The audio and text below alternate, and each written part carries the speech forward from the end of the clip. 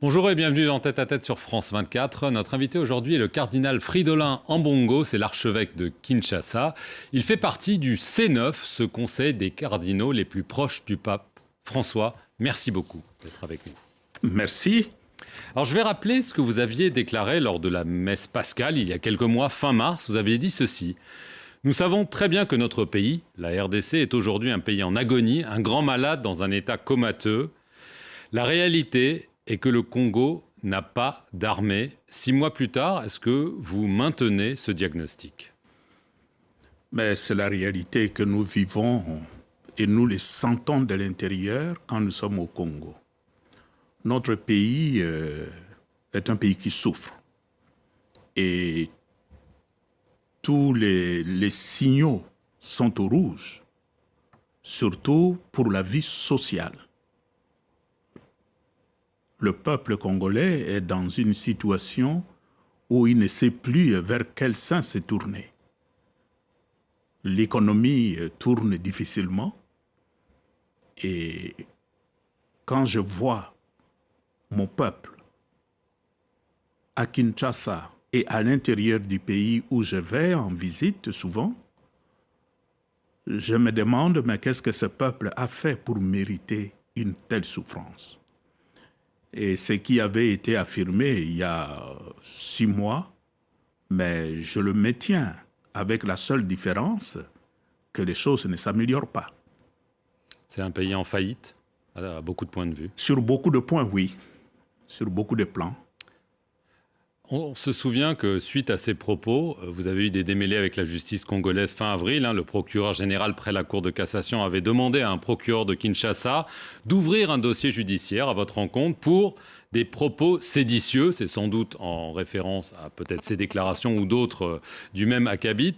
Le clergé de Kinshasa avait affirmé que c'était honteux. Vous aviez ensuite rencontré le 16 mai le président de la République, Félix Tshisekedi. Aujourd'hui, est-ce que ces poursuites judiciaires sont toujours en cours ou est-ce que le malentendu est derrière vous? Mais je ne saurais pas répondre au nom de la justice, mais de mon point de vue, j'ai lu ce document qui a circulé sur le réseau, comme tout le monde. Mais je n'avais jamais reçu une convocation depuis la sortie de ces documents pour me demander d'aller me justifier devant qui que ce soit. Je sais seulement que quelque temps après que ces documents aient été publiés sur le réseau, j'avais demandé et obtenu de rencontrer le chef de l'État parce que ça faisait beaucoup de bruit autour de cette publication. Et il m'a reçu, nous avons parlé avec lui pendant presque 2 heures. Et là, je le remercie pour ça. Et cette rencontre avait permis de clarifier beaucoup de choses. Comme je l'ai dit, à la sortie de cette rencontre, il y avait beaucoup de choses qui relevaient de malentendus. Moi, je crois que s'il y avait meilleure communication, peut-être il y a beaucoup de choses qui auraient été clarifiées. Ça, c'est de mon point de vue.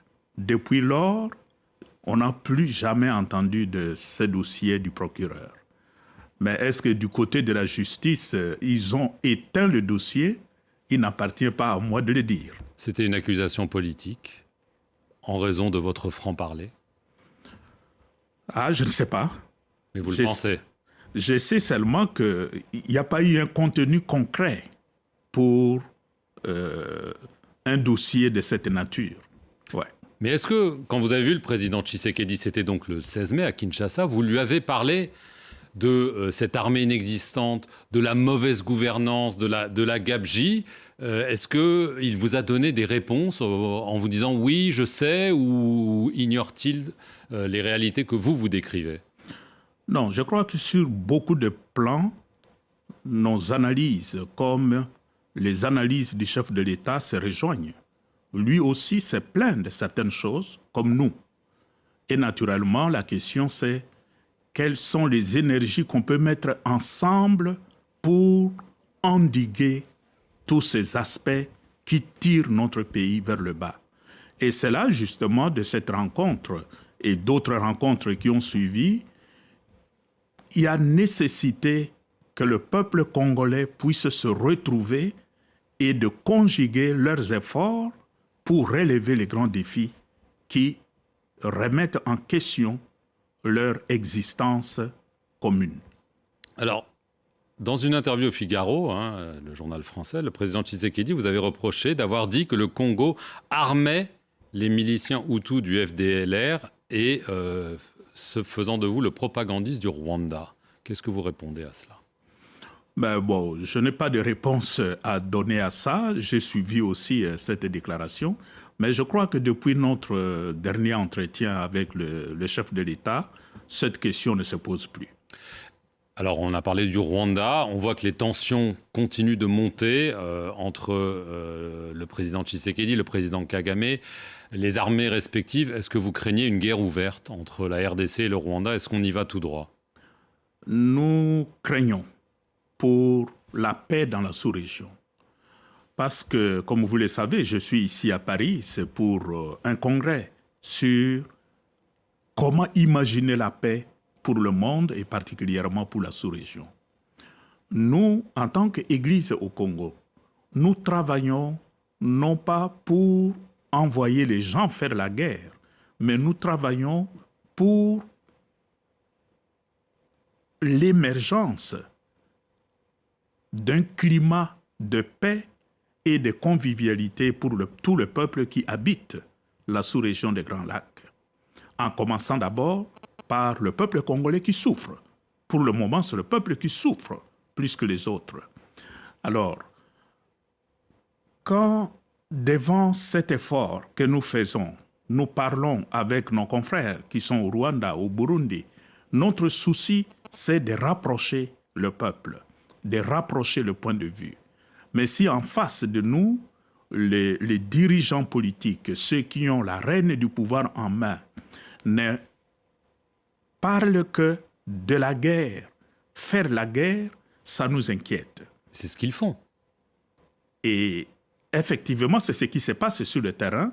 Et la conséquence, c'est de milliers de déplacés. C'est de milliers de morts dans la sous-région, notamment au Congo.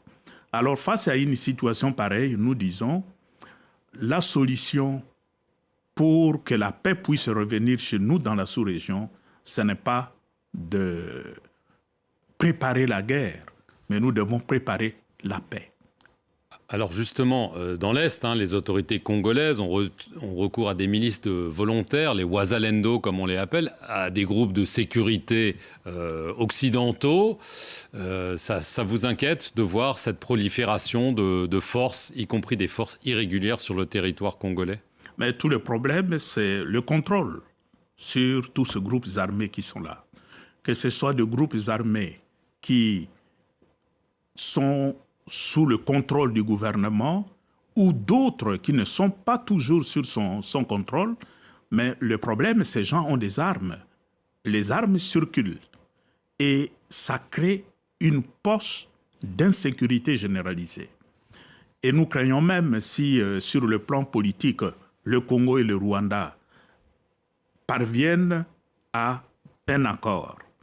Mais tout ce groupe là-bas, qui va les contrôler? Donc pour nous, c'est quand même un sujet d'inquiétude. À cela se greffe le retrait de la force de l'ONU, la MONUSCO, qui est en cours. Est-ce que c'est une bonne chose? Le gouvernement congolais dit enfin, c'est important. Le Rwanda, évidemment, le demande depuis longtemps. Est-ce que ça vous inquiète que ces casques bleus s'en aillent dans un tel contexte d'insécurité? Ce serait une erreur de précipiter le départ de la MONUSCO dans le contexte actuel. Nous savons que la MONUSCO s'est désengagée du Sud Kivu avec une rapidité qui nous a un peu surpris. Mais le Nord Kivu et l'Ituri sont dans une situation humanitaire telle que le désengagement de la MONUSCO risquerait d'exposer de milliers de personnes qui n'auraient plus d'assistance humanitaire. Rien que pour ça, sans même parler du volet militaire, pour nous, la MONUSCO doit reconsidérer son calendrier de retrait. Est-ce que la communauté internationale fait assez pour la RDC? Nous avons l'impression que non. la communauté internationale pourrait faire davantage. Et la guerre qui sévit actuellement à l'est de notre pays, il suffirait, je dirais, de la part de la communauté internationale d'une vraie volonté et on mettrait fin à ces conflits que nous sommes en train de vivre depuis 30 ans. Mais je pense que la communauté internationale peut faire davantage. Dernière question, est-ce que vous pensez que les prochains mois seront décisifs pour savoir en effet si c'est la paix ou la guerre qui vont prendre le dessus? C'est vraiment le moment décisif en ce moment. Pour nous, actuellement, comme Église, nous prions et nous encourageons les dirigeants de la sous-région à prendre au sérieux le contexte actuel, qui est quand même un contexte de dialogue.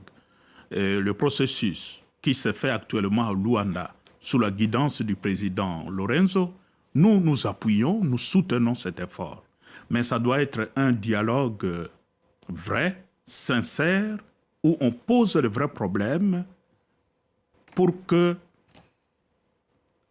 le moment où on trouvera un accord, que ce soit vraiment une base pour un nouvel avenir pour la sous-région.